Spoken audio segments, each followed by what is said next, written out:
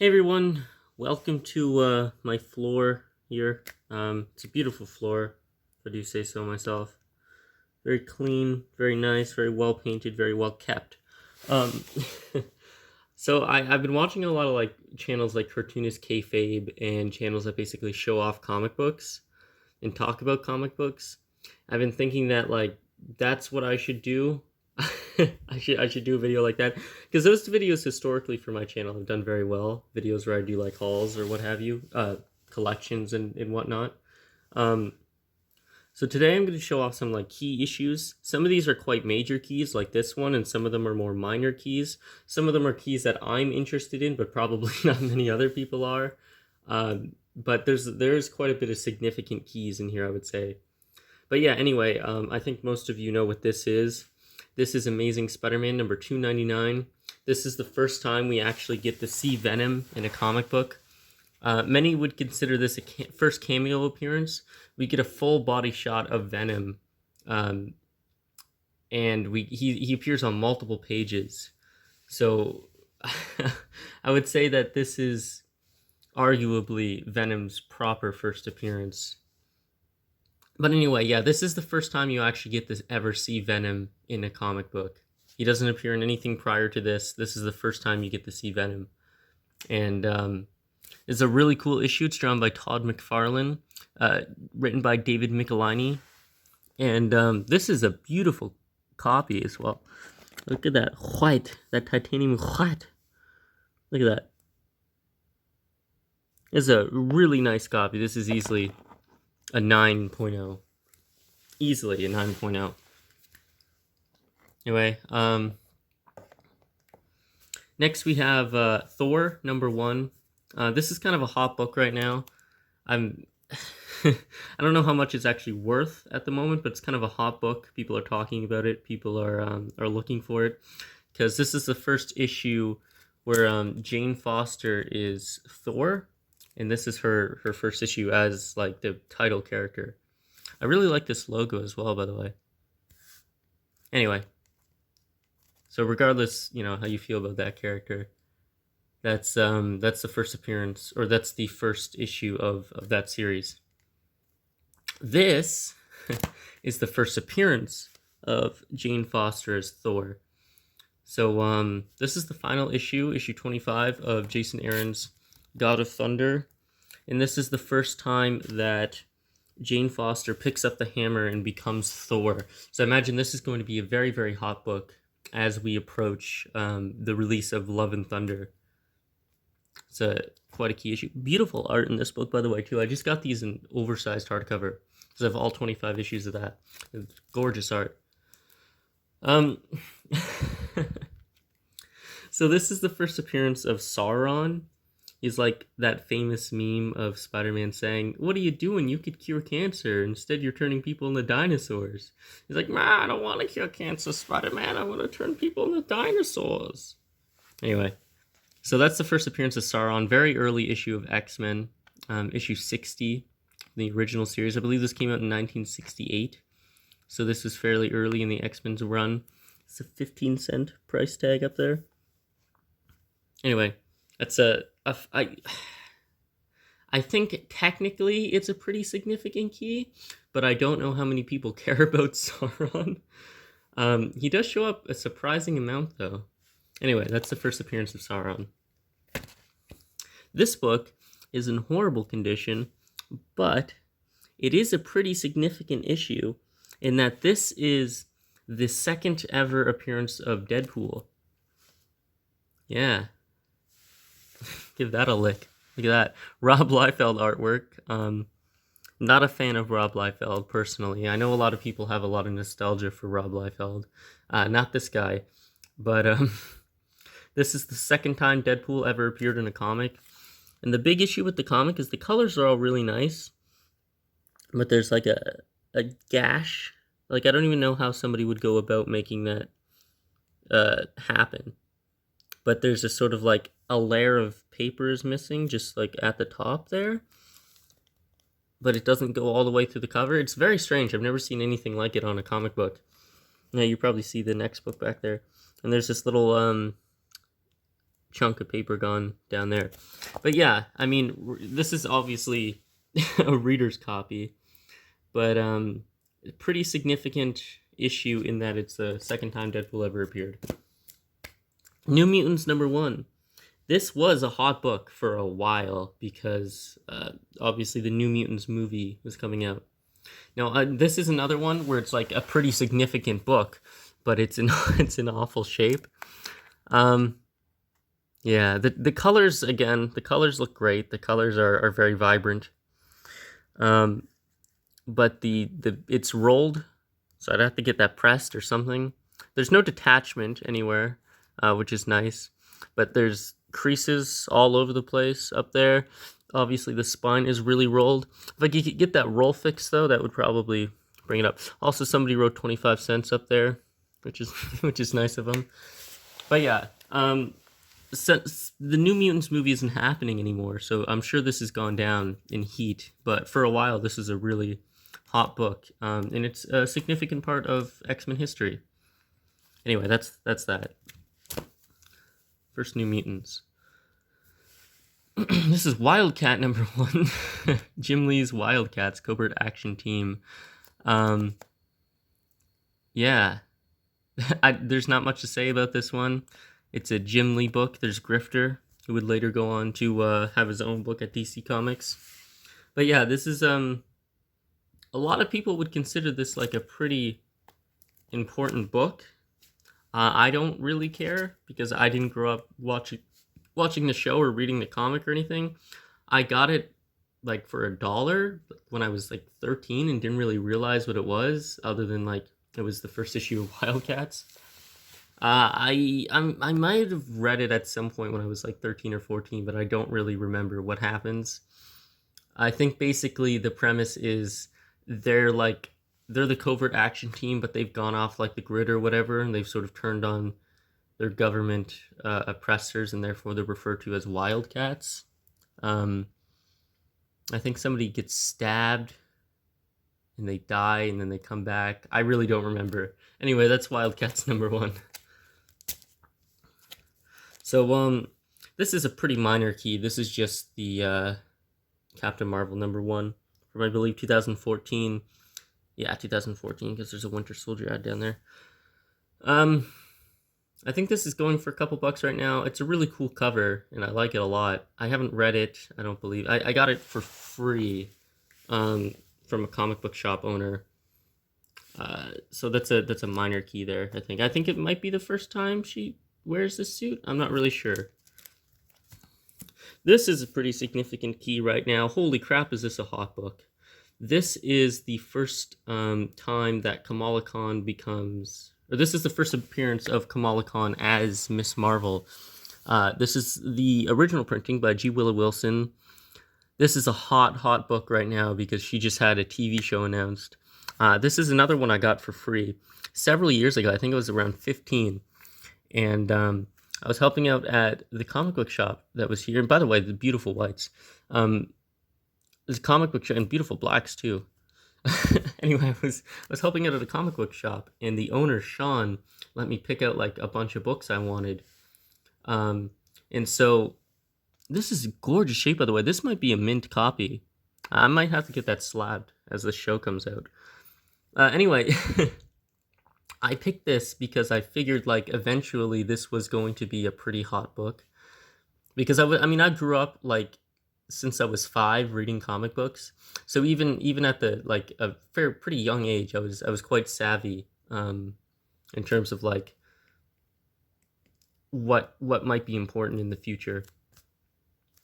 Which brings me to my next book, Amazing Spider-Man Volume 3, number 4 from 2014.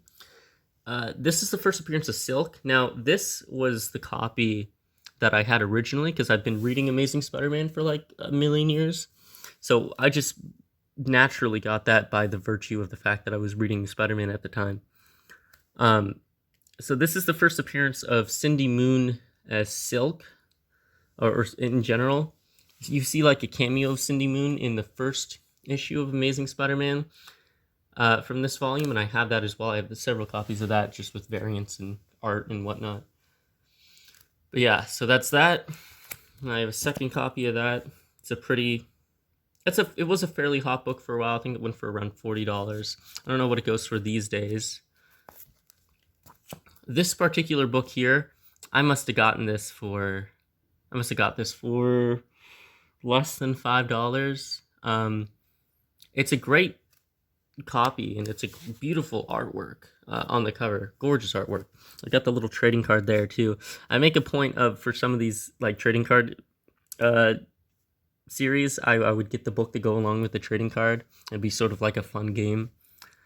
But yeah, Amazing Spider-Man, Adjectiveless Spider-Man #1 by Todd McFarlane. Now, this was a worthless book for a long time, but for some reason recently I noticed that the silver version has gotten pretty hot. I think this goes for $30, $40 slabbed. If you could get it slabbed, you might be able to get $50 for it. I don't know why. It's as common as air. But to be fair, that's becoming less common these days too. But yeah, Spider-Man #1. Great looking book. Fantastic looking book. Not terrifically written, I'll be honest. Terrific art though. Little wizard thing I've got it in. This is the second printing of the first appearance of Miles Morales, the Ultimate Spider-Man. I got this for $1 at a secondhand shop. And Strange Adventures, which is I hate when they do this. They ruin artwork. They ruin stuff. They really do. They ruin stuff by putting these stickers on it. Anyway, it really bugs the hell out of me.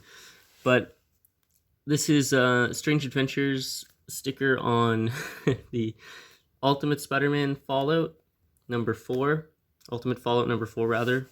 From the Death of Spider-Man. This is the first appearance of Miles Morales. This is the second printing variant. It's a really cool cover. And then I have another copy of that because I had they're all stamped up and awful, unfortunately. So I had to get as many copies as I could to try to compensate for the fact that they're all ruined basically.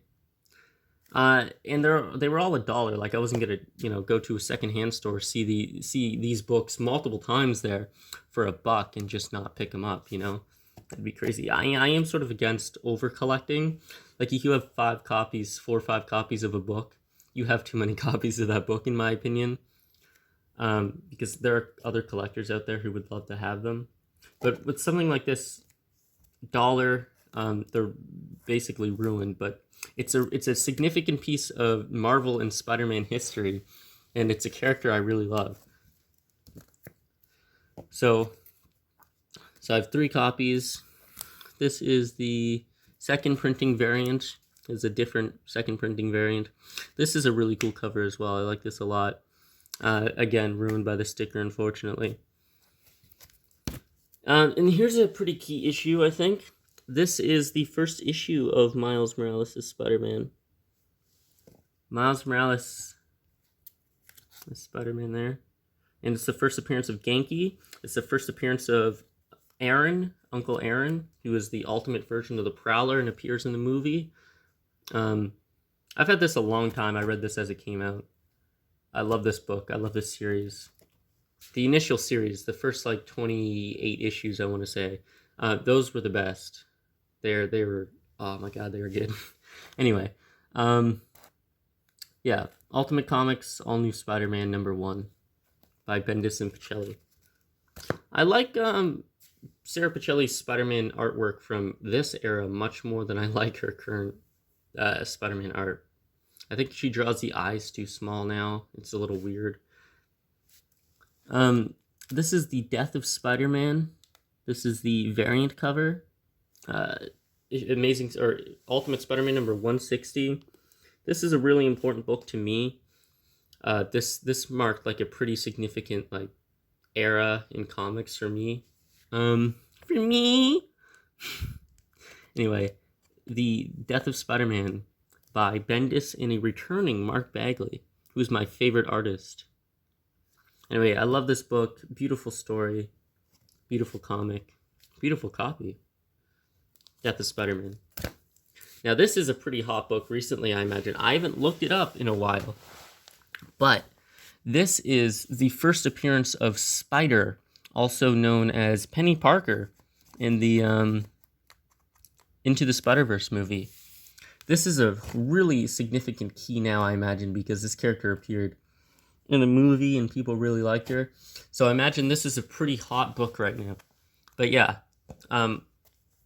first appearance of Penny Parker. This is written, of course, by Gerard Way. Very cool book. Very hot book.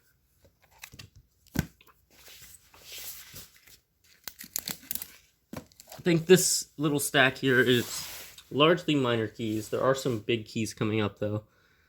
This is the first appearance of Spider-Man villain Clash. Clash is kind of a cool character. There we go. Clash is kind of a cool character. We got some artwork by Alex Ross, but that's the first appearance of Spider-Man villain Clash. Amazing Spider-Man number 1.1 by Dan Slott. Now this is Divergence number 1 from Free Comic Book Day 2015, I want to say. This is the first appearance of Jim Gordon as Batman. It's also the first appearance of the depowered Superman, who was running around the streets for a while before subsequently dying, if I'm not mistaken. But yeah, first Jim Gordon as Batman. Now this is not a key issue, but it is a cool issue in that it's a really badass variant of Man Without Fear number 4, and it's signed by the writer Jed MacKay, who I interviewed, actually, on my podcast, Nights, a Marvel podcast. You can find that, iTunes, any podcatcher you please. I interviewed Jed MacKay, so you should check that out. Another Daredevil book. This is Daredevil number 190. This is a pretty cool issue. I don't think it's going for a bunch. I think it might be going for $8, $9, $10 right now. But this is the return of ELEKTRA. This is a pretty significant period in Daredevil's life. The sort of Miller era of Daredevil. That's a cool book. Not important to really anybody aside from me, I don't think. But it's a pretty cool issue, and it's pretty significant. Now here's one that was I think hot for a minute because of the Inhumans show being released, but obviously came out and nobody liked it, so I don't know if it's worth anything now. But this is Fantastic Four Annual number 18 from 1984. This is the wedding of Black Bolt and Medusa, the Inhuman King and Queen. Yeah. I like this issue.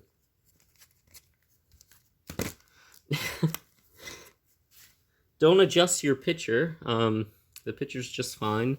What you're looking at is the white embossed variant of Fantastic Four number 371.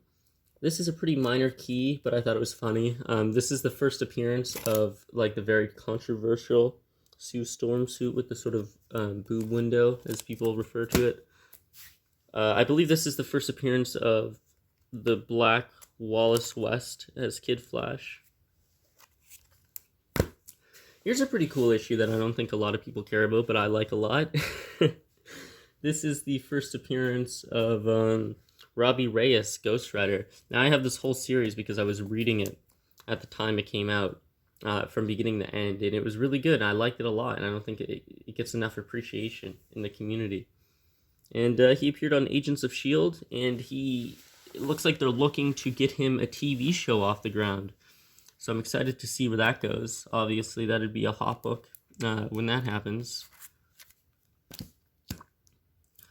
This is the first appearance of Doc Green, which is a personality of the Hulk. This is a really fun series, I think. It's drawn by Mark Bagley. This is Doc Green is basically like a proto version of the Maestro from Future Imperfect, which is a character from the Peter David run of Hulk all the way back in the 1980s. But yeah, that's a pretty. I mean, I think it's a fairly minor key right now. But I really enjoy it, and I like the character Doc Green quite a lot. So for me, this is a pretty cool issue. This is a pretty significant issue. Here we have Warlock number 1, which is a cool issue, just not because, it's beautiful artwork with beautiful colors. But it's also the first appearance of the Infinity Watch, who basically look over the Infinity Gems. They each have their own. You've got Gamora, you've got Pip the Troll, you've got Adam Warlock, you've got Nebula. They sort of look over the Infinity Gems after Infinity Gauntlet. They separate them all so that they can never be used in unison again. So that's a cool book for me personally. And for any Marvel cosmic nerds out there. Now this is a pretty minor key as well, but I have, I like to collect old issues of Iron Man. I don't really like the character Tony Stark most of the time, but those Iron Man stories I find really fun. In particular, I like the era where Rhodey was Iron Man as well. There was an era in the 80s, but there was also an era in the 90s where Rhodey was acting as Iron Man when he thought Tony Stark was dead. Anyway, that was cool, and all the suits are cool. This is the first appearance of the Mark 12 Iron Man, which was the first sort of like semi-autonomous Iron Man. Now, obviously, you see that a lot in the movies with the Iron Legion and whatnot in the MCU. Oh, hello, you can see my spangly orange clothing in the reflection. But this is the first time an Iron Man suit could operate without a person in it, without a host. So that's cool. I like that suit quite a bit. This is issue 1 of Invincible Iron Man from 2015 by Brian Michael Bendis. Beautiful artwork. Fun issue as well. This is the first appearance of the Mark 51 Iron Man armor, which is like the nanotech influence for the armor in Endgame and Infinity War. It's also the first mention of Riri Williams. And this is the second printing variant. That's a Mary Jane cover, by the way, so that's cool. But it's the first appearance of Riri Williams, who I don't care about. Maybe I care about her in the inverse capacity, in that I don't like her.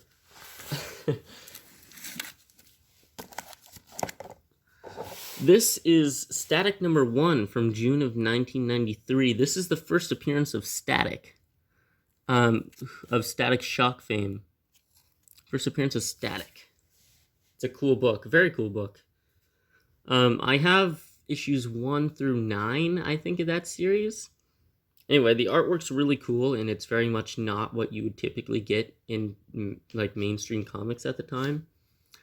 But yeah, pretty significant key issue, I think. I mean, any character that has their own TV show, you know, a first appearance of them is a pretty significant key. I don't think this book goes for very much at all for some reason, but it is a pretty significant key issue. This is issue 2. This is the origin of Static. Now, this is a horrible, horrible, horrible copy, but I really wanted it because it was $1. It was important to me. This is the very first issue of Iron Fist ever. Now, this is not the first appearance of Iron Fist, but this is the very first ever issue of Iron Fist, guest starring Iron Man, or most of Iron Man. So that's a cool issue. It's beautiful, beautiful, beautiful colors, gorgeous pearlescent whites. Just unfortunately, the spine is rolled and it's torn. Otherwise, this would be a beautiful copy, and I would absolutely get that slab. Now, this is becoming a hot book. This is this is Power Pack number 1. This is actually not a bad copy of Power Pack. Little bit of creasing going on, but the colors are beautiful. The spine is not rolled at all. It's in fairly good shape, I suppose. It's not in terrible shape, I'll say that. But yeah, Power Pack number 1.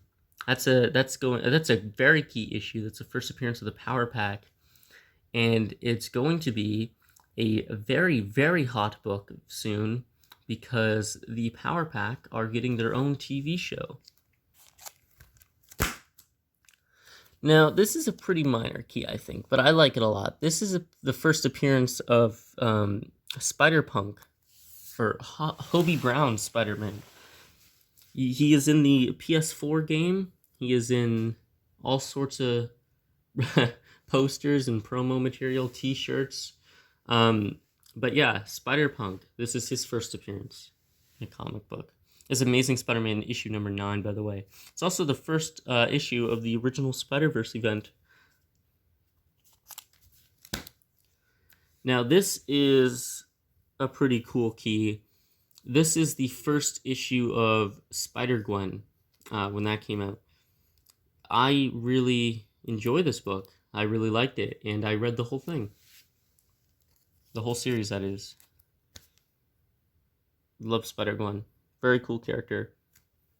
First issue of that. I do have the 0 issue, which is a reprint of her origin, which is to say her first appearance, which was Edge of Spider-Verse number 2, which I was supposed to have. Like, I have the issues surrounding it. I have the first issue, and I have the 3rd issue and 4th issue, and I think maybe the 5th issue. But for some reason, the 2nd issue didn't, like, ship in to the comic book store, like my comic book store. So I just don't have that book, and that's like probably $100 book right now. Maybe. Don't quote me on that. I don't know. But I just don't have that, unfortunately, because not because I didn't want it, because I was reading Spider-Man at the time, so of course I would have had that book. But it just didn't come in for me. Anyway, this is the first appearance of Gwen Stacy Venom. This is the first appearance of Spider-Gwenom, as she's known. This is a pretty minor key, but it's beautiful artwork, and it's a beautiful design, and it's pretty darn cool. Here's a more significant thing. This is the 2nd ever appearance of Venom, or that is to say, after 300, which is considered the first appearance along with this book. This is the next time Venom appeared. So this is the 2nd ever Venom story. The non-mutant superhero, the Amazing Spider-Man. Ah, man. Anyway, beautiful artwork by Todd McFarlane. This is before Venom had this sort of tongue and everything that Eric Larson gave him. But yeah, I see this a lot on t-shirts, this cover. This is a pretty nice copy. Unfortunately, the staples are pretty rusty. But yeah, this is a pretty nice copy of the book. I like this a lot. It's worth a couple bucks, I think. Anyway, gorgeous book. I'll put that to the side too. This is The Amazing Spider-Man Annual number 21 from 1987. This is, of course, the wedding issue of Spider-Man and Mary Jane. This is where they tie the knot, so to speak. This is where they get married. This is a really significant part of Spider-Man history. As a big Spider-Man fan, I'm very glad to have this book. I get it for a very reasonable price. I think I paid $10 for this. Anyway, yeah. Very important part of Spider-Man's history. Very cool book.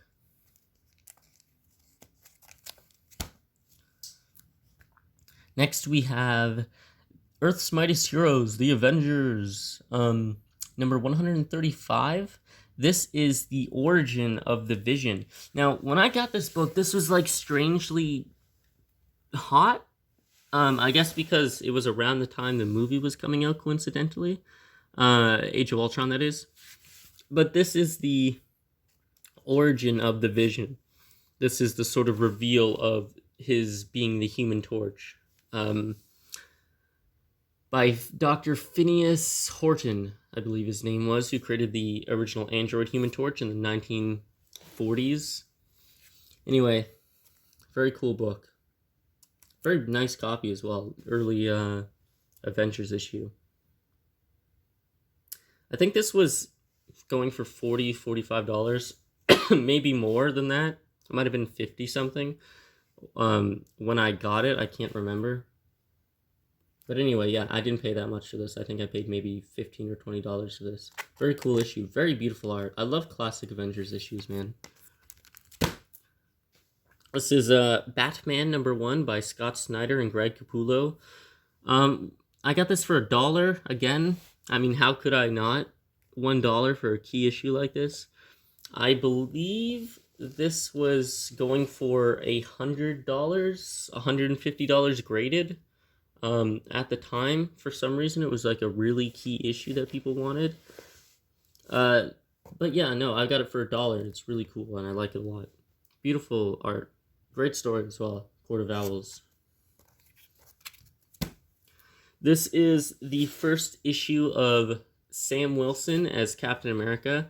This is not the first appearance of Sam Wilson as Captain America, but this is a pretty key issue in that it's the first time like he goes out on a mission on his own as Captain America. This is his first issue.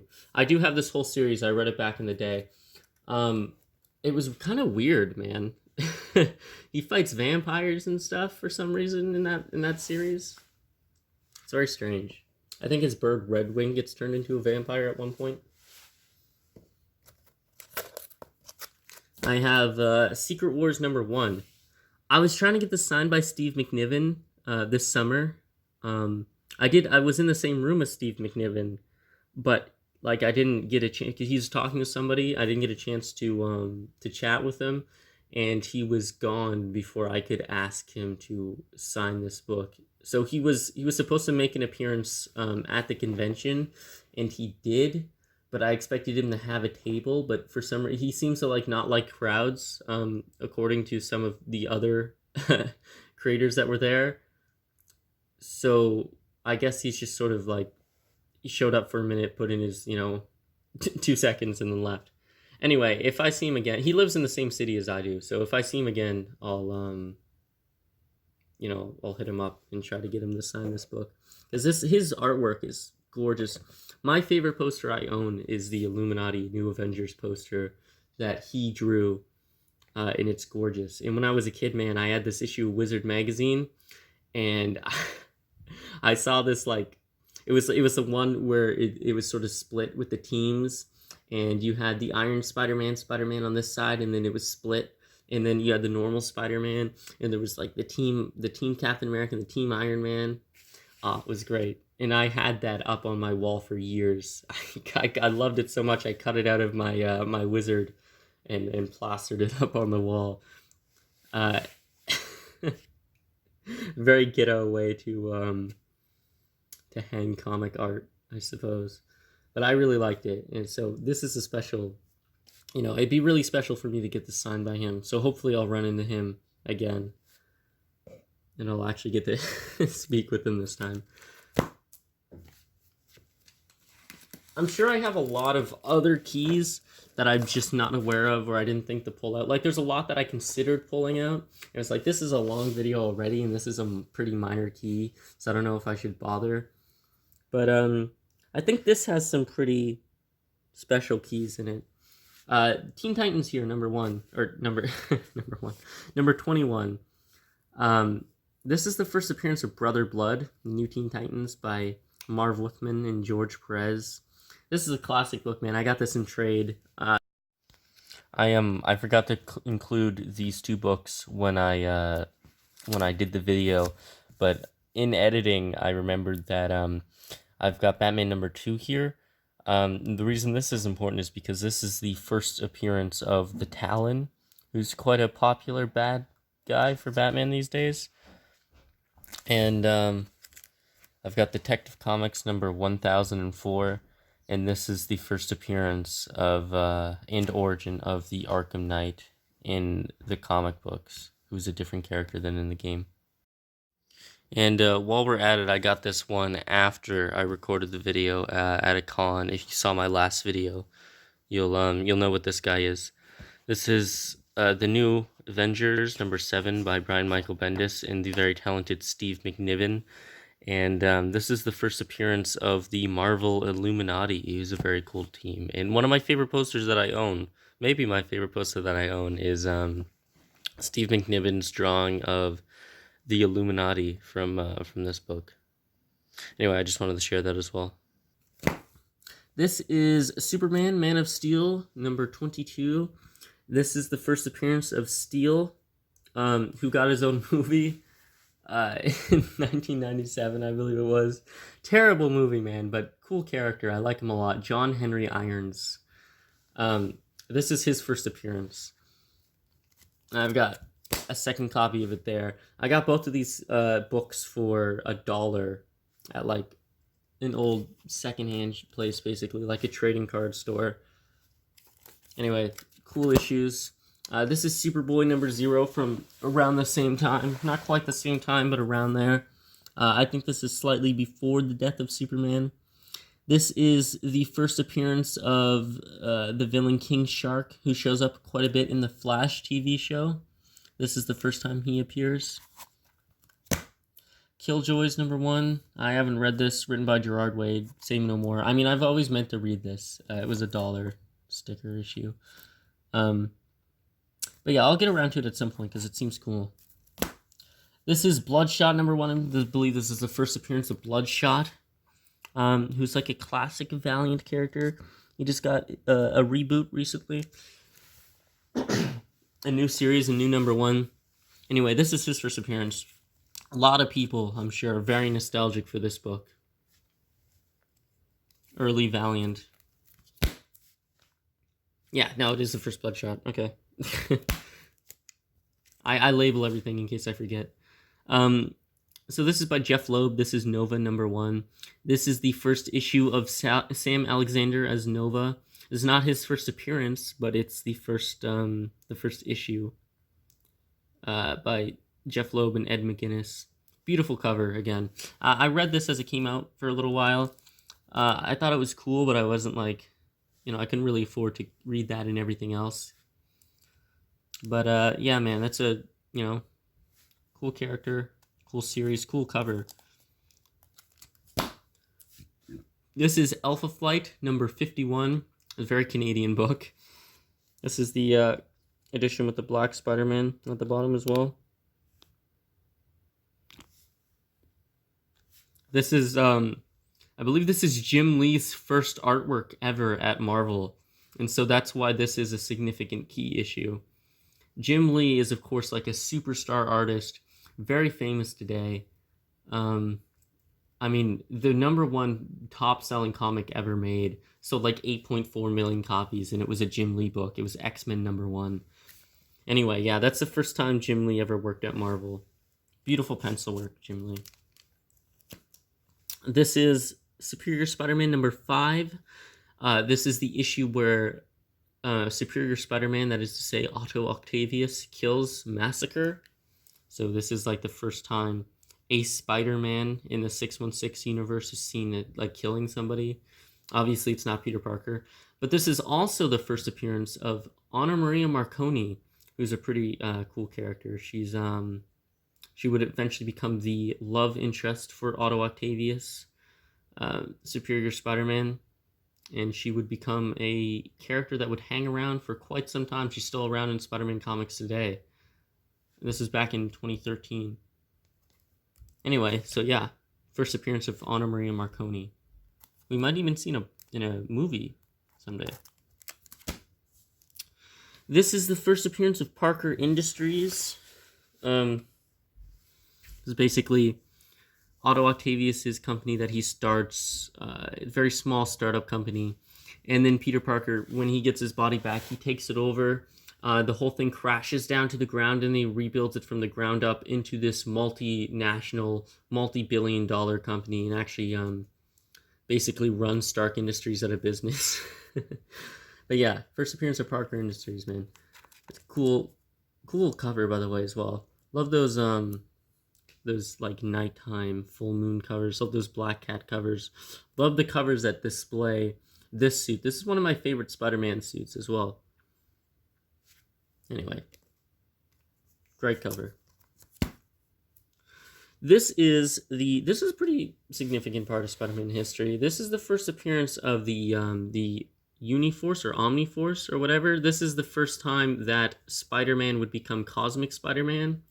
And of course, that costume would appear till the end of time in video games and media and whatnot. And this is his first appearance. This is a really cool issue.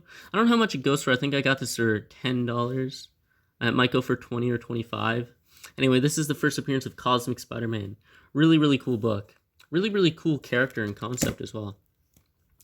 Now, oh yeah, no, I got this for $15 at the time. Okay. Or that's what it was labeled. Maybe I did get it for 10. Anyway, I don't know. This is Web of Spider-Man number 100. This is a pretty minor key, but I thought it was cool because this costume shows up in everything ever. This is the first appearance of the Spider Armor, also known as the Disco Ball of Justice, because of its aesthetic. I'm low on battery, so we're gonna have to go quickly now. This is the first appearance of probably my favorite Spider-Man suit ever, aside from the classic suit.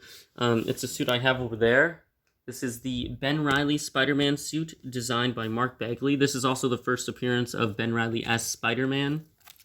And we have the death of Superman. I think everybody knows what that's about. And this is the first appearance of the Future Foundation Spider-Man costume, one of my other favorite suits. And it's a pretty cool issue. It shows up in everything, basically. Video games, media, stuff like that. Anyway, first appearance of that costume, very cool. Signed copy of Black Cat #1 by Jed MacKay. Very swell fella. Signed variant copy of Secret Wars #1 by Greg Land, or it's signed by Greg Land, who get the cover, that is, with a certificate of authenticity. Very cool work from Nick Brisson, who did the artwork for Spidey and is doing the variant covers for Fantastic Four and does a whole bunch of other stuff. He did Venomized. This is signed by Adam Kubert. This is Ultimate X-Men #1. This is Edge of Spider-Geddon, signed by Jed MacKay. And again, this is the Amazing Spider-Man #1. This is a variant edition where he's fighting ELEKTRA over the Old Town Clock. This is a very special cover for me because it's in my hometown. And it's signed by the cover artist, Nick, who drew this. And what else I got here? I got Darth Vader #1. And Deadpool #250, Death of Deadpool. Yeah, so those are some of my my key issues. I'm sure I've missed some stuff, you know. If I went back around, I'm sure there's more I would find. And I'm sure you would find some as well if you're very knowledgeable about comic books. I'm sure there's stuff I missed. You never know what random issue could be significant, you know. Anyway, I'll talk to you guys later. Thanks for watching. Bye.